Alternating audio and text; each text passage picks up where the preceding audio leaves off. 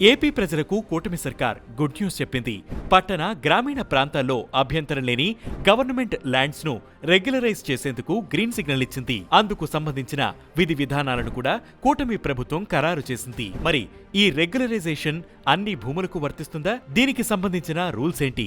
ఈ వీడియోలో తెలుసుకుందాం. ప్రభుత్వం రెగ్యులరైజ్ చేసేది అభ్యంతరం లేని భూముల్ని మాత్రమే. మాస్టర్ ప్లాన్, జోనల్ ప్లాన్ లో ఉన్న స్థలాలు, లేఅవుట్ ల్యాండ్స్, కాలువలు, నదీ ప్రవాహ గట్లు, ఇతర జల వనరులకు సంబంధించిన స్థలాల్లో క్రమబద్ధీకరణ చేయడం సాధ్యం కాదని స్పష్టం చేసింది. భూముల క్రమబద్ధీకరణ పథకం 2025 పేరుతో సిఎస్ విజయానంద్ ఉత్తర్వులు జారీ చేశారు. 2019 అక్టోబర్ 15వ తేదీ ముందు వరకు ఆక్రమించిన వారికి 150 గజాల వరకు ల్యాండ్ ను రెగ్యులరైజ్ చేస్తామని తెలిపింది. అయితే లబ్ధిదారుల కుటుంబ సభ్యులు ట్యాక్స్ పేయర్స్ అయి ఉండకూడదన్న కండిషన్ తో పాటు కరెంటు బిల్లు కూడా 300 లోపే ఉండాలని పేర్కొంది. గ్రామాల్లో నివసించే వారికి నెలకు గరిష్టంగా 10,000 రూపాయలు, పట్టణాల్లో నివసించే వారికి నెలకి 14,000 రూపాయలకు ఆదాయం పెంచకూడదని చెప్పింది.